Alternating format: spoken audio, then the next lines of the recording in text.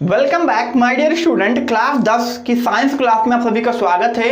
एक बार फिर से मैं लेकर के आया हूँ साइंस का बायोलॉजी पार्ट नंबर 2। आज हम लोग बात करने वाले हैं कि पोषण क्या होता है, उसके बारे में हम लोगों ने पहले टॉपिक में जाना, पहले वीडियो में जाना, ठीक है, कि पोषण क्या होता है। ठीक है, आज हम लोग जानेंगे, ठीक है, कि पोषण जो होता है उसके चरण कितने होते हैं। तो आप लोग को बता दूं कि पोषण के 5 चरण होते हैं। ठीक है, पहला चरण होता है भोजन का अंतर्ग्रहण, यानी भोजन को खाना। द्वितीय चरण होता है पाचन, कि वो बॉडी में जाएगा और खाना पचेगा।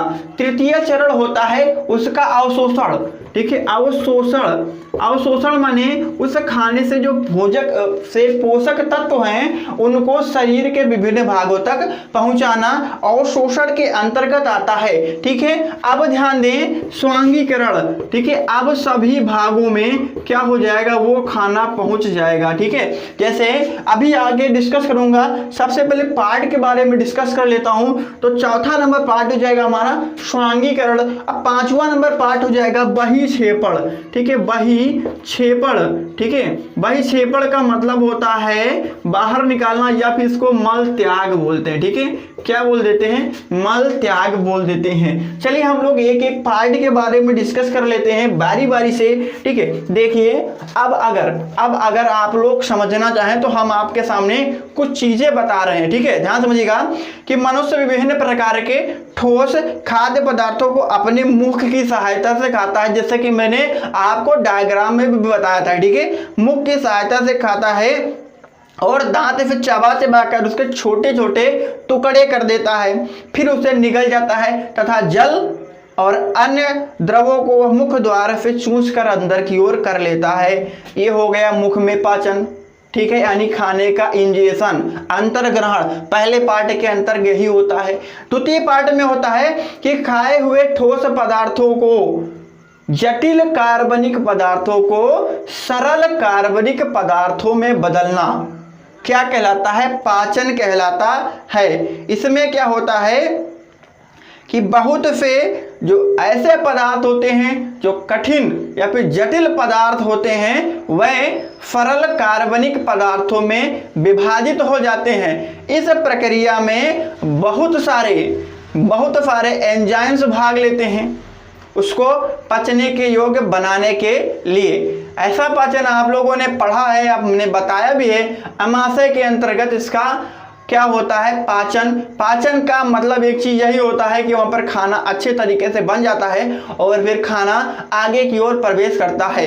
अब देखें खाने का क्या आ जाता है, अवशोषण, यानी खाने में जो उपस्थित क्या होता है, ग्लूकोज होता है, शर्करा होती है, अमीनो एसिड्स होती हैं, वसाएं होती हैं, अम्ल होते हैं। ये सभी क्या होते हैं, ये जो पचित भोजन है उसमें घुलनशील रहते हैं। ठीक है, अब आगे क्या होता है, आंत से विपरीत होकर रुधिर में पहुंचने की क्रिया अवशोषण कहलाती है। जैसा मैंने आप लोग को बताया था, जो खाना हमारा होता है वो आंतों में लगे रसांकुर के माध्यम से उसके पोषक पदार्थों को खींच लिया जाता है और सभी भागों तक, ठीक है, और फिर इसको अवशोषित कर लिया जाता है। तो वह क्रिया कहलाती है अवशोषण कहलाती है। ठीक है, अब आगे बात कर लेते हैं स्वांगीकरण। स्वांगीकरण का मतलब होता है एसिमिलेशन।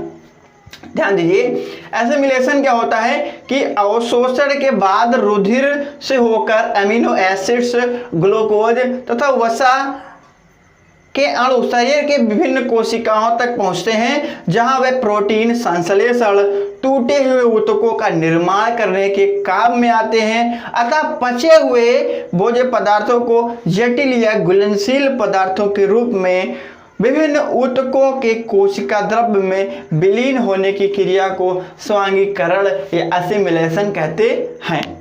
ये चीज सभी को समझ में आ गई।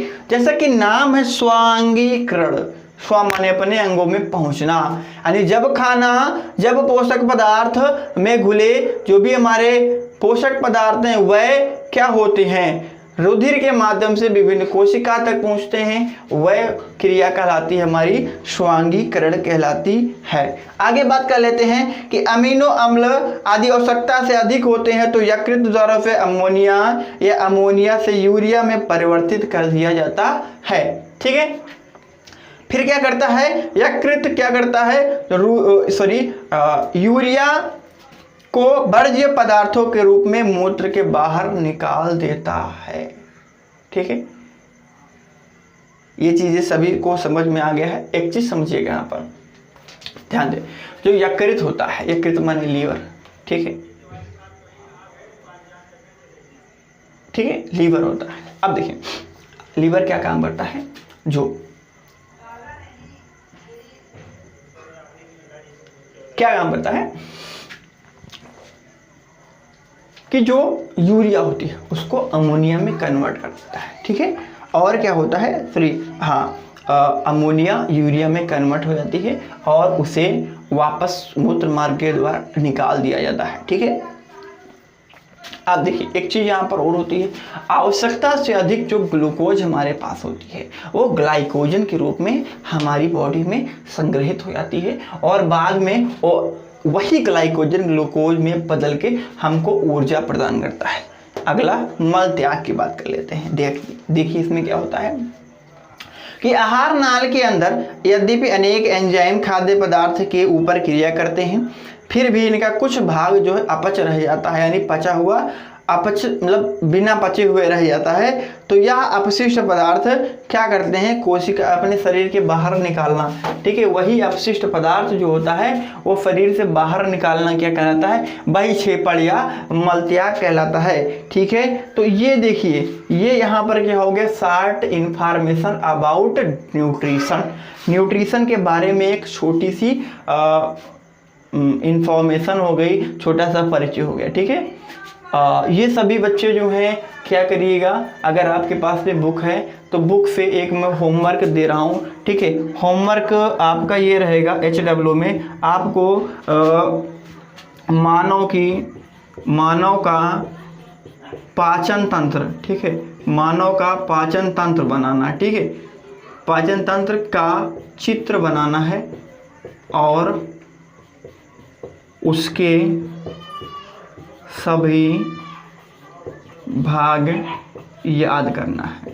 ठीक है, ठीक है, क्या करना है, सभी भाग याद करना है, यानी किस भाग को क्या कहते हैं, और उसमें इन सभी चीज़ों को हम लोग क्या करेंगे, समझ लेंगे। ठीक है, तो दोस्तों आशा करता हूँ आप सभी को वीडियो समझ में आया होगा। चलिए मिलते हैं अगले वीडियो में, तब तक के लिए गुड बाय।